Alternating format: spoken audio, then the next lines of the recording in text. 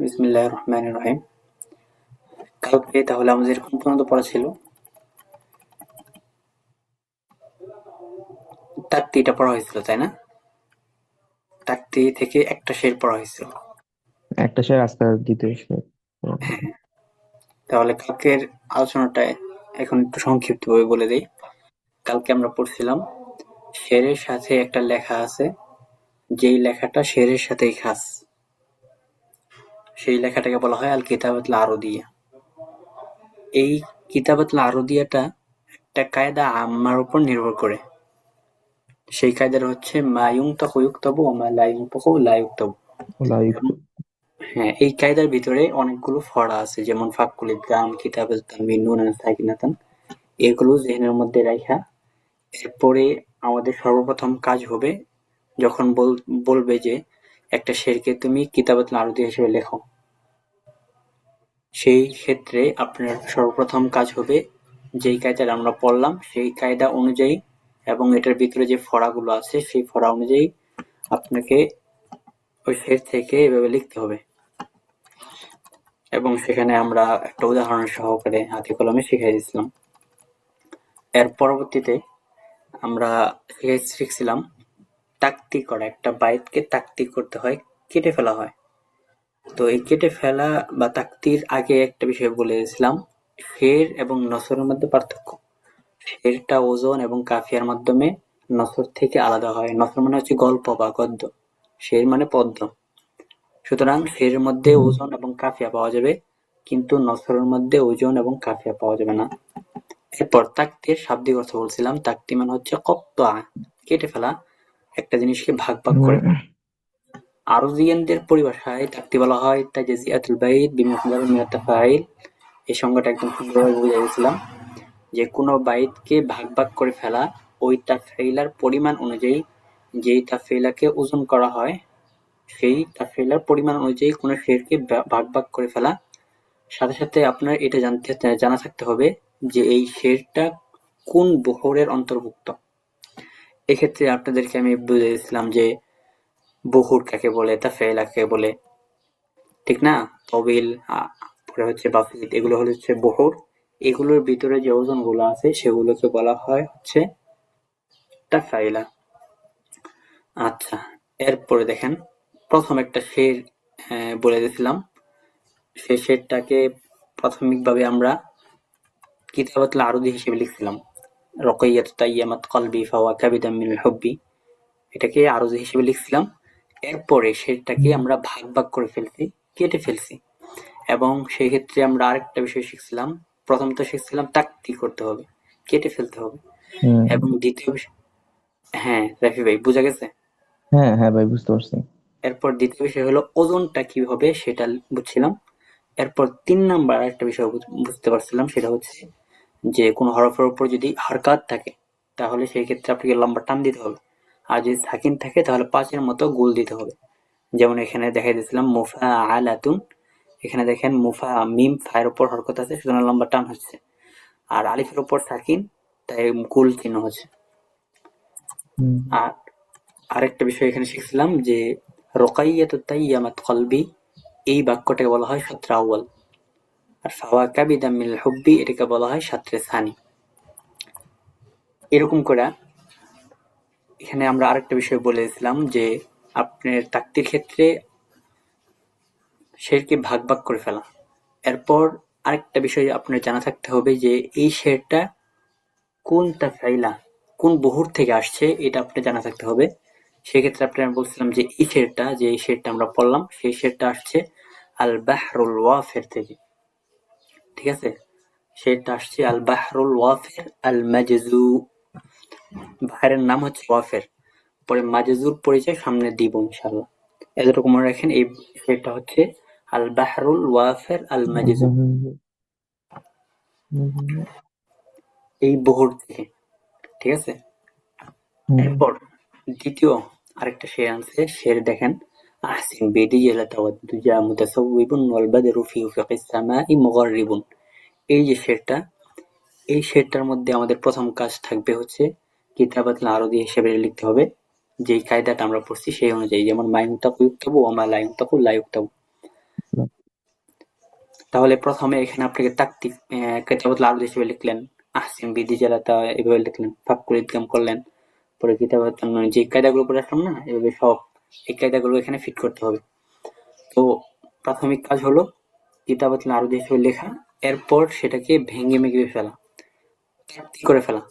দ্বিতীয় কাজ, যেমন এখানে করে দিছে আহসিন বিধি লা দুজা, এখন ওজন মেলান, মুতফাইলুন মুতাফাইলুন। মুতাফাইলুন। এই যে এখন হরকত মেলান, মুতফাইলুন। এখানে দেয় নাই আপনার পরীক্ষার জন্য, এখানে আপনারা একে একে লাগাবেন, মুতাফাইলুন।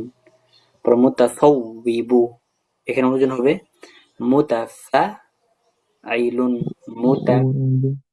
হ্যাঁ মুতাসাউ। মুতাসাউ। প্রথম তিনটা বিবু। হচ্ছে হরকত, 4 নম্বরটা হচ্ছে সাকিন, মুতাফাইল। প্রথম তিনটা তারপরটা সাকিন, 3 নাম্বারটা, 3টা লাস্টেরটা হচ্ছে সাকিন। হরকত, হ্যাঁ 4 নাম্বারটা সেকেন্ড, মুতাফাইলুন। এভাবে দ্বিতীয় ছাত্র, প্রথমটা ওয়াল বাদরু ফি বিবু। মুতাফাইলুন, পরে উফুকিস সামা মুতাফাইলুন, ইমুগরিবু মুতাফাইলুন। ঠিক আছে? এই যে দেখেন এখানে, আইলুন। তাহলে আমরা এখানে সর্বপ্রথম কিতাবাতুল আরদ হিসেবে লিখলাম, এরপর সেটাকে কি করলাম, ভাগ ভাগ করে ফেললাম।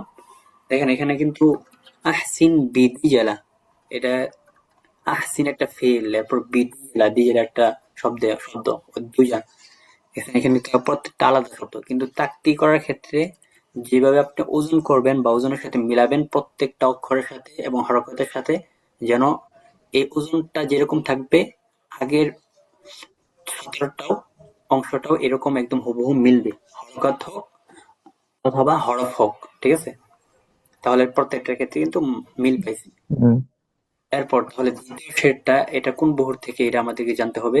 দ্বিতীয় শেডটা হচ্ছে আল বাহরুল কামেল থেকে, আল বাহরুল কামেল তাহলে প্রথম শেডটা ছিল আল বাহুর বাহরুল কানে। ওয়াফির আল মাজজু, আর দ্বিতীয় শেডটা হলো আল বাহরুল কামেল আত্তাম।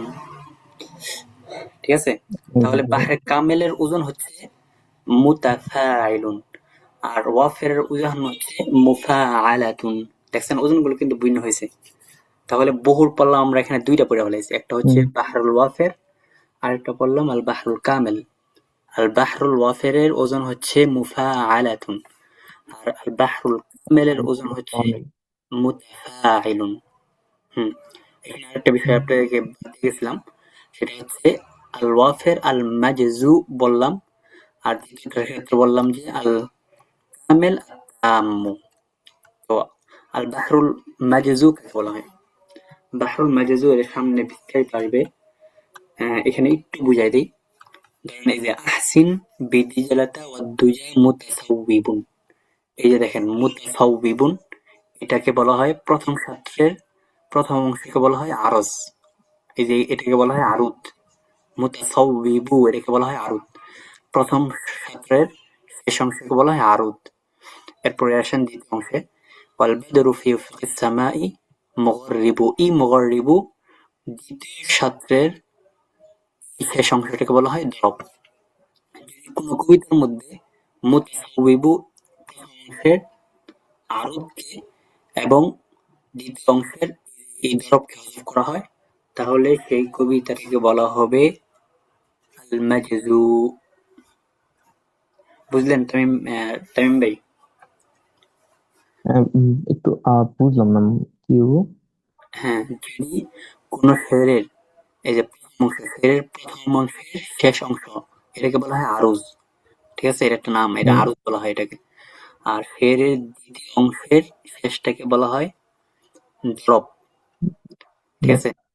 তাহলে যদি হ্যাঁ। কোনো শেরের মধ্যে এই আরুজ এবং এই দ্রবকে হজফ করা হয়, তো এখানে বললো শুধু হুম। আহসিন বিদিয়ে ওয়াদ্দুজা, মুতাসাওয়িব বললো না, অথবা ওয়াল বাদিরু ফি হুম। সামা এই পর্যন্ত বললো, মুগারিব বললো না।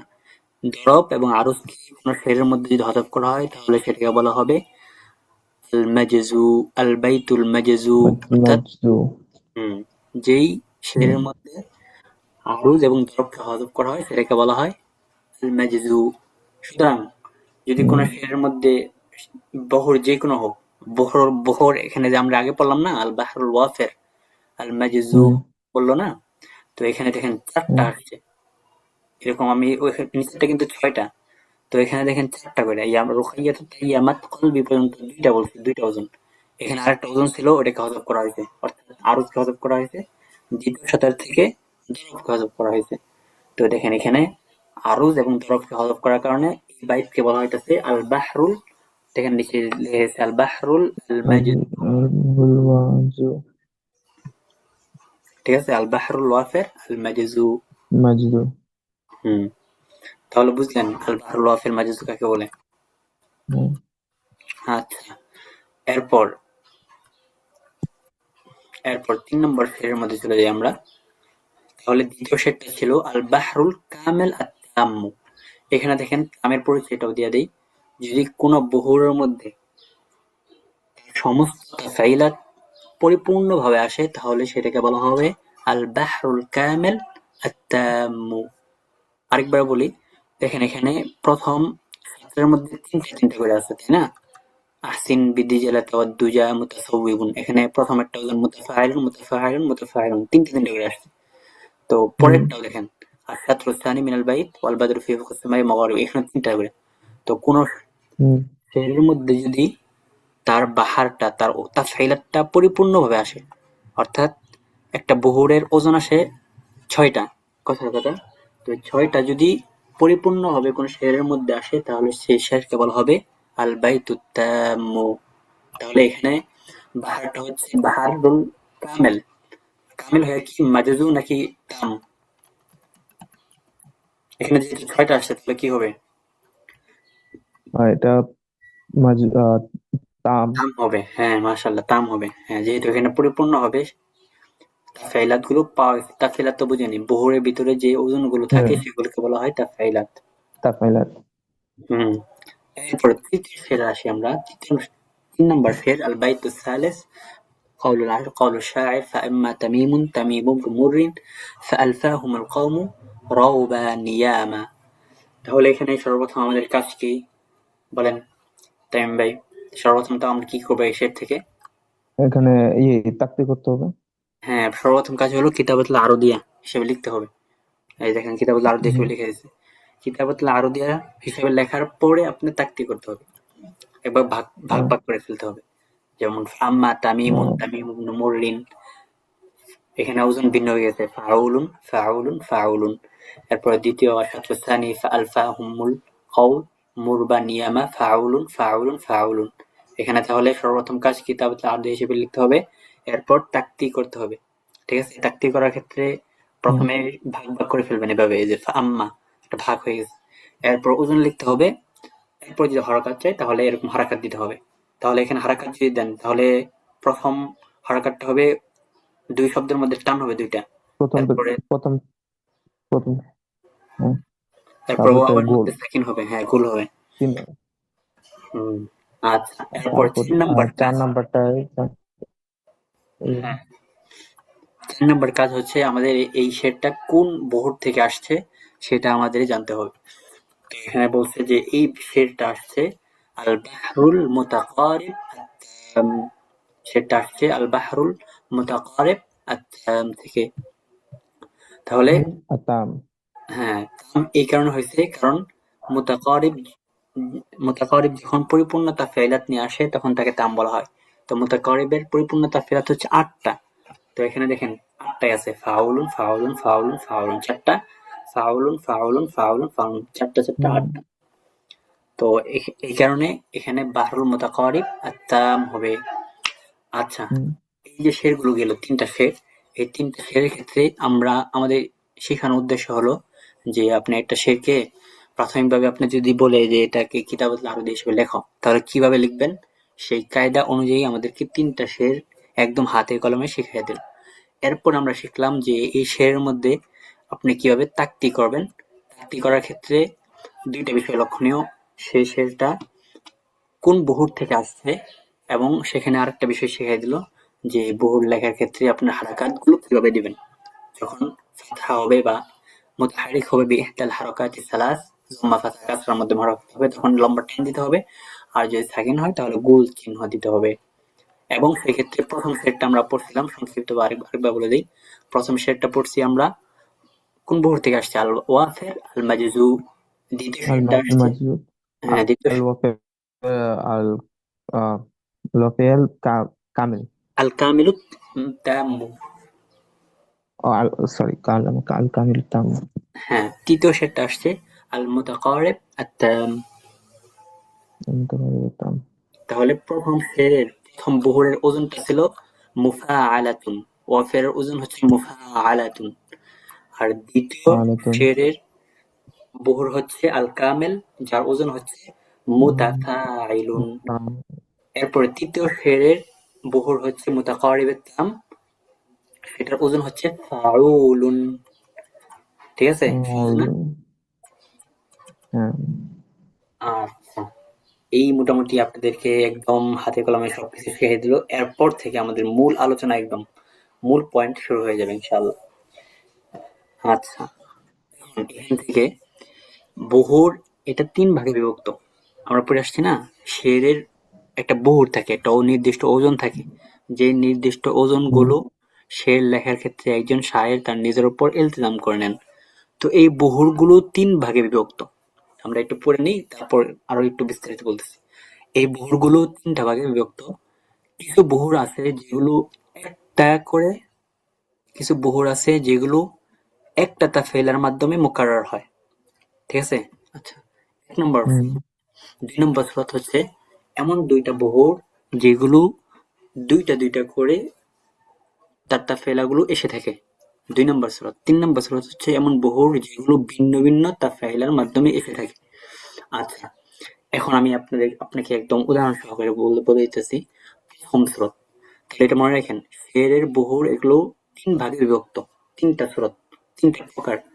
১ নম্বর বহুর যেগুলোর তাফেলাত শুধু একবার করে আসবে। যেমন এখানে দেখেন, ফাউলুন ফাউলুন ফাউলুন ফাউলুন ফাউলুন। এই যে ভারুল আল মুতাকারিবাত তাম, এর মধ্যে যে বহুর তাফেলাগুলো আসলো সব একবার করে আসছে, তাই না? ওজনগুলো একটা ওজনে বারবার আসছে। জি হ্যাঁ, এটা ১ নম্বর সুরত। ২ নম্বর সুরত বলছে যে বাহরানি ইয়াতিয়ানি আলা তাফাইলাতাইনি মুকাররাতাইনি। যে ২টা বহুর, এমন ২টা বহুর থাকবে যে ২টা বহুর শুধুমাত্র দুইবার করে তাফিলাটা আসবে তার। যেমন তবিল এবং বাসিত। এর প্রকারগুলো ২টা, তবিল এবং বাসিত। মানে এই বহুর হচ্ছে ২টা, তবিল এবং বাসিত, এটা মনে রাখেন। তো এই তবিল বাসিতের, طويل হ্যাঁ, তো এখান থেকে যদি ওজনগুলো আসে তাহলে ওজনগুলো কেমন হবে? আপনি একটু ওজন দিয়ে দিই। কথার কথা ধরেন, ফাইলাতুন ফাইলাতুন মুস্তাফাইলুন, ৪ বার করে আসলো, ২ বার করে ফাইলাতুন ফাইলাতুন মুস্তাফাইলুন, আরেকটা ওজনে চলে গেছে কিন্তু। এরপর আবার আসলো ফাইলাতুন ফাইলাতুন মুস্তাফাইলুন।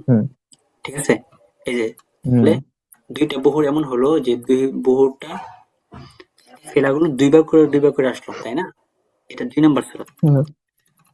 ৩ নম্বর সুরত বলতেছে এমন কিছু বহুর যেগুলো ভিন্ন ভিন্ন তাফিলাতের মধ্যে আসবে। এই ৩ নাম্বার নিয়েই আমাদের আলোচনা। যেমন একটা উদাহরণ দিই, দেখেন, ফাইলাতুন মুস্তাফাইলুন ফাইলাতুন মুস্তাফিলুন। দেখছেন, একটা ওজনের সাথে একটা ওজনের কিন্তু কোনো মিল নেই। ফাইলাতুন মুস্তাফিলুন ফাইলাতুন মুস্তাফিলুন, দুটা ভিন্ন ভিন্ন ওজন। তো এই ৩ নম্বর স্রোত নিয়ে আমাদের আলোচনা। তাহলে এই কথাটা আরেকবার বলে দেই যে ফেরের বহুরগুলো এটা ৩ ভাগে বিভক্ত। প্রথম ভাগ হচ্ছে এমন বহুর যে বহুরটা একবার করে তারা করে আসবে। যেমন বললাম, উপরে উদাহরণ গেল ফাউলুন ফাউলুন ফাউলুন ফাউলুন ফাউলুন ফাউলুন, একবার করে আসবে। এরপর দ্বিতীয় স্রোত, এমন ২টা বহুর থাকবে যে ২টা বহুর আসবে ২ বার তাফঈলাত তাকরার হয়ে আসবে। যেমন আপনাকে উদাহরণ দিলাম, ফাইলাতুন ফাইলাতুন মুস্তাফিলুন ফাইলাতুন ফাইলাতুন মুস্তাফিলুন। এরপর তৃতীয় সূরা, যে সূরা নিয়ে আমাদের আলোচনা, সেটা হচ্ছে বহুরগুলো ভিন্ন ভিন্ন তাফঈলার ওজন হিসেবে আসবে। যেমন উদাহরণ দিলাম আপনাকে, ফাইলাতুন মুস্তাফিলুন ফাইলাতুন মুস্তাফিলুন। এই তৃতীয় প্রকার নিয়েই আমাদের আলোচনা। এখন এই আমরা তো আগে আলোচনা করে আসছিলাম যে বহুরগুলোর ভিতরে বহুর, একটা বহুর ফিল, এটার ভিতরে আবার কিছু ওজন আছে। এই বহুরগুলো আলাদা নাম আছে প্রত্যেকটা প্রকারের। যেমন প্রথম প্রকার এমন বহুর যেগুলো একবার একবার করে তার ফেলাত গুলো আসবে, সেই বহুরগুলো 7টা। যেমন এই যে নিচে দেওয়া দিয়েছে দেখেন, আল ওয়াফির, আল হাজাজ, আল কামেল, আর রজাজ, আর রমাল, আল মুতাকারিব, আল মুতাদারিব। তাহলে প্রথম প্রকারের 7টা বহুর, ঠিক আছে? হুম। বুঝতে পারছেন এটা? হ্যাঁ ভাই, বুঝতে পারছি। হ্যাঁ, তাহলে প্রথম প্রথম ওই প্রকারের 7টা। 7টা বহুর। এই 7টা বহুরের কিন্তু আলাদা আলাদা ওজন আছে, কিন্তু এই ওজনগুলো নিয়ে আমরা আলোচনা করব না, যেহেতু আমাদের এটা নেশায় নাই। এরপর দ্বিতীয় স্রোতে বহুর হচ্ছে 2টা, তবিল এবং বাসিত, যেটা আমি আগে বলে দিলাম আপনাকে। তো এই তবিল বাসিতের আবার আলাদা ওজন আছে। তৃতীয় স্রোত যেটা নিয়ে আমাদের আলোচনা, সেটা হচ্ছে এই বহুরগুলোর এই তৃতীয় স্রোত থেকে বহুর আসে 7টা। প্রথম স্রোতের মধ্যে 7টা, হুম। সেগুলোর আবার আলাদা আলাদা নাম আছে।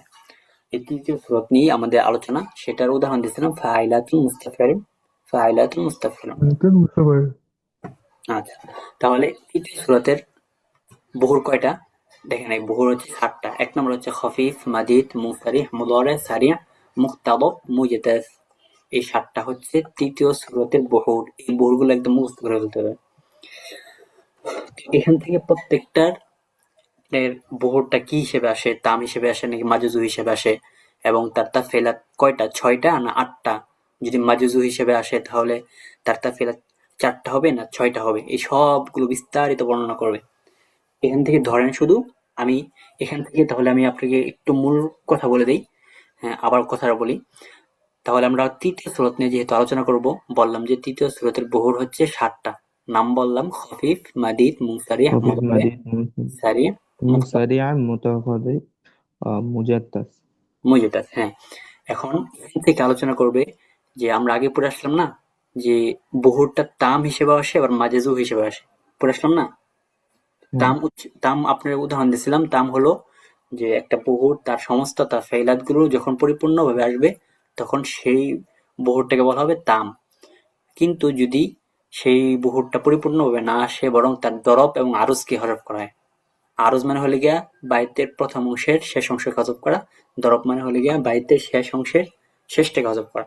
যদি আরজ এবং দরবকে হজব করা দেওয়া হয় তাহলে সেটাকে বলা হবে বাইতে মাজেজু।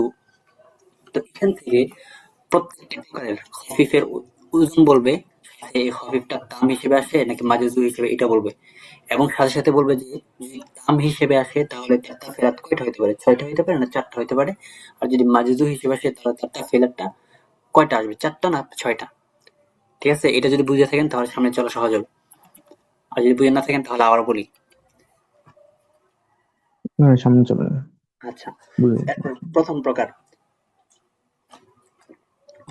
প্রকার হচ্ছে বাহরুল খফিফ, খফিফের বাহার।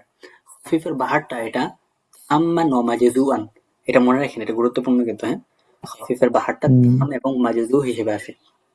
যদি তাম হিসেবে আসে তাহলে তার ফেলাত হবে 6টা। ফাইন কানা তাম্মান তাকুওয়ান মিন সিত্তাতি ফালাতিন, তাহলে সেটা 6টা তাফিলের মাধ্যমে গঠিত হবে। যেমন ফাইলাতুন মুস্তাফিলুন, ফাইলাতুন, ফাইলাতুন মুস্তাফিলুন, ফাতুন, ফাইলাতুন। মুস্তাফালুন, ফাইলাতুন।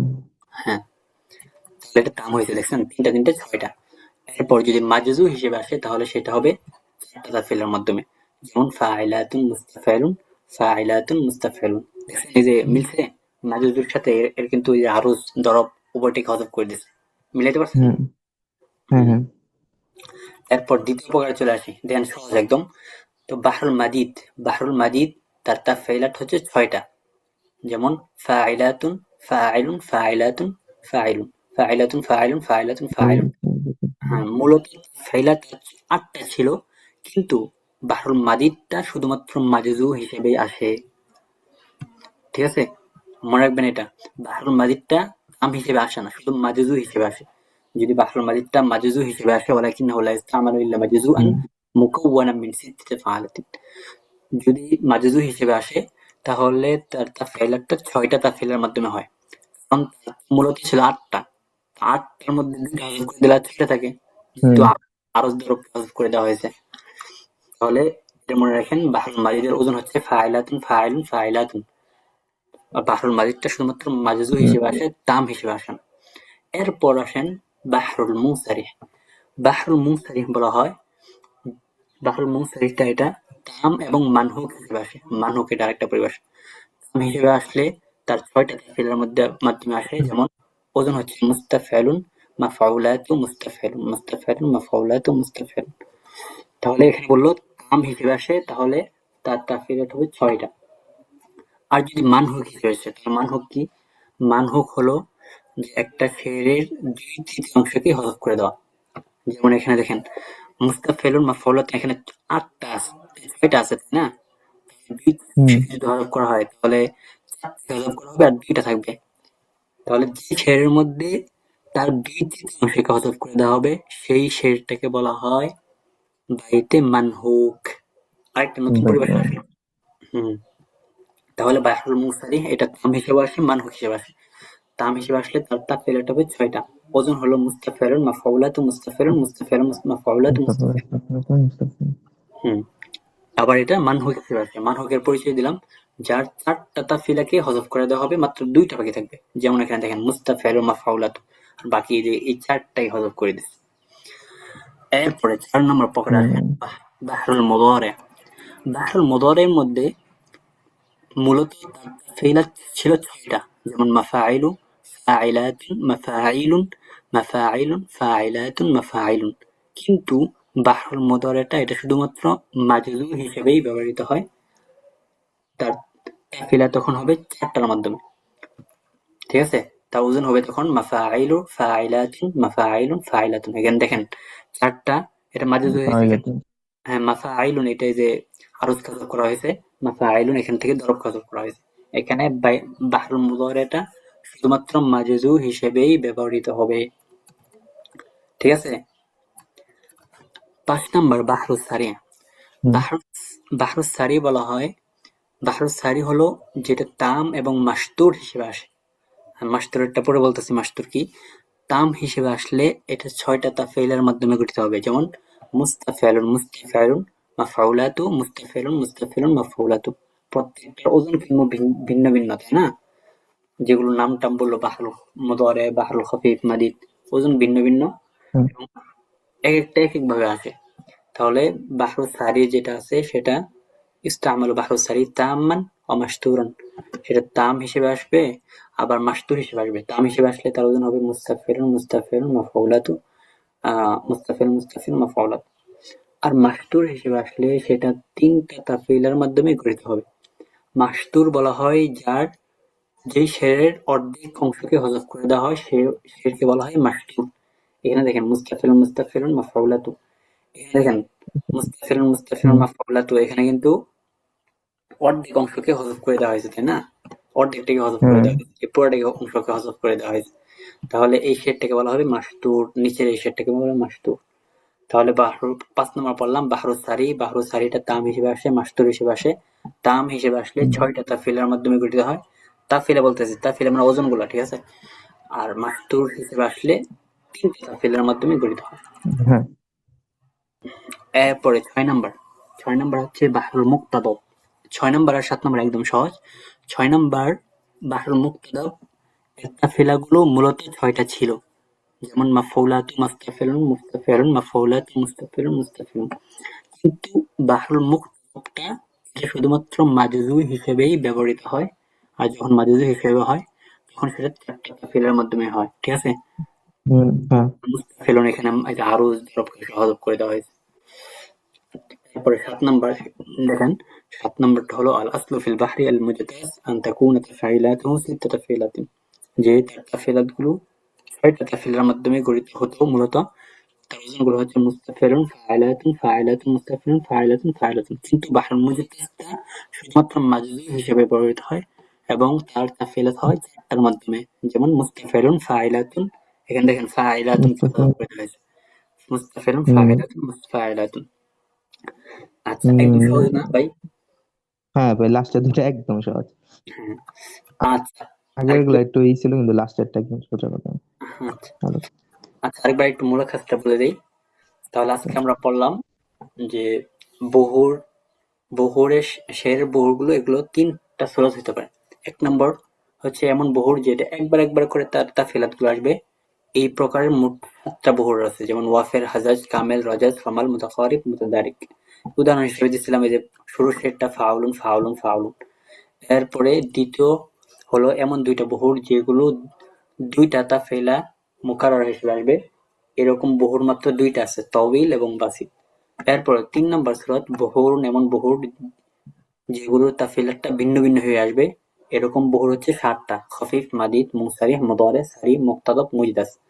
এই প্রত্যেক প্রকার বিভিন্ন তাফসীরের মাধ্যমে গঠিত হবে। ৭টা প্রকার, প্রত্যেকটা বহুর বিভিন্ন তাফসীরের মাধ্যমে গঠিত হবে। যেরকম উদাহরণ দিচ্ছিলাম, ফাইলাতুন মুস্তাফিলুন, ফাইলাতুন মুস্তাফিলুন।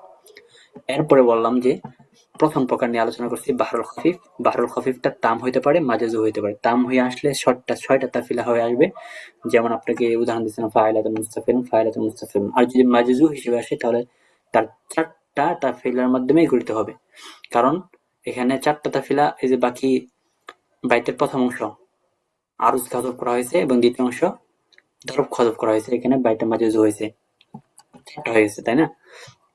এরপর বললাম বাহরুল মাদিদ। বাহরুল মাদিদ, বাহরুল মাদিদ মূলত 8টা তাফিলার মাধ্যমে গঠিত হওয়ার কথা ছিল, কিন্তু বাহরুল মাজিদটা শুধুমাত্র মাজজু হিসেবে হয়, তাই তার তাফিলটা হইবে 6টা। এক কথায় আপনি ডাইরেক্ট বলে দিবেন বাহরুল মাজিদটা এটা মাজজু হিসেবে। এরপরে বললাম যে বাহরুল মুনসারি। বাহরুল মুনসারি এটা তাম হিসেবে আসে, এবং নতুন একটা পরিভাষা বললাম মানহুক। মানহুক মানে যার 2/3 অংশকেই হযফ করে দেওয়া হয়। এরপরে এর ওজন হচ্ছে মুস্তাফিলুন, মাফউলাতুন, মুস্তাফিলুন।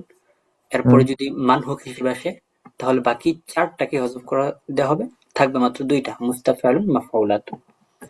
এরপরে বললাম বাহরুল মুদারে। বাহরুল মুদারে মূলত তার তাফিলাতগুলো 6টা ছিল, কিন্তু সেটা ব্যবহৃত হয় শুধুমাত্র মাজজু হিসেবে। তাহলে 6টার মধ্যে মাজজু হিসেবে ব্যবহৃত হইলে বাকি থাকবে 4টা, আর 2টাকে হযফ করে দেওয়া হবে, তাই না? এরপরে 5 নম্বর পড়লাম বাহরুস সারি। বাহরুস সারি বলা হয় যেটা শেরটা তাম এবং মাসতুর হিসেবে আসে।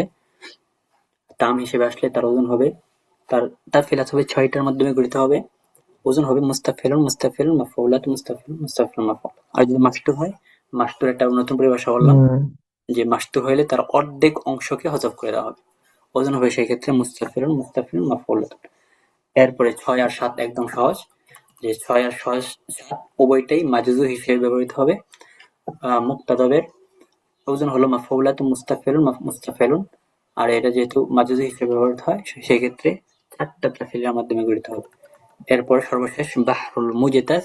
বাহরুল মুজতাজ হচ্ছে শুধুমাত্র মাজজু হিসেবে ব্যবহৃত হয়, তার মূলত তাফসীরাত ছিল 6টা, এর মধ্যে 2টা আবার হযফ করে দেওয়া হলে সেটা মাজজু হয়ে গেছে। তার তাফসীরাত আসবে 4টার মধ্যে: মুস্তাফিলুন, ফাইলাতুন, মুস্তাফিলুন, ফাইলাতুন। হুম, আচ্ছা, মোটামুটি পড়াটা সহজ আছে, তাই না? হ্যাঁ, অত বেশি না। হুম, আচ্ছা, এরপর এই পড়াটা একদম সহজ, এই পড়াটা শেষ করে দিয়ে আজকে। আর 1 মিনিট আছে মনে হয়, তারপরে কাটা যেতে পারে। নতুন করে লিঙ্ক দিলে পরে আবার ঢুকে দেন। এটা শেষ করে দিয়েছে, 2 পৃষ্ঠা আছে এই পড়াটা। এখন এখান থেকে আমরা যে বাহরুল মাদিদ, বাহরুল খফিফ এগুলো পড়ে আসলাম না, তো এগুলো পড়ার ক্ষেত্রে কয়েকটা ওজন ভিন্ন ভিন্ন, এক একটা ওজন এক এক রকম। তো এগুলো মনে রাখবেন কিভাবে? এগুলো মনে রাখার ক্ষেত্রে আপনাকে একটা মূলনীতি শিখিয়ে দিতেছে। দেখেন, প্রথম পড়ছিলাম বাহরুল খফিফ। বাহরুল খফিফের ওজনগুলো আপনি কিভাবে মনে রাখবেন? সেই ওজনগুলো মনে রাখার ক্ষেত্রে আপনাকে একটা শের বলে দিতেছে। এই শের মনে রাখলেই আপনার বাহরুল ওজনের সাথে একদম আপনি মিলাইতে পারবেন। আপনার ওখানে ওজনের মধ্যে আবার এই শেরের মধ্যে ওই নামটা উল্লেখ করা আছে। এই নামটা উল্লেখ করার কারণে আপনি যখন এই শেরটা মনে রাখবেন, তো ওজনগুলো আপনার কাছে একদম স্পষ্ট হয়ে যাবে। তাহলে বুঝতে পারছেন তো এখানে কি নিয়ে আলোচনা?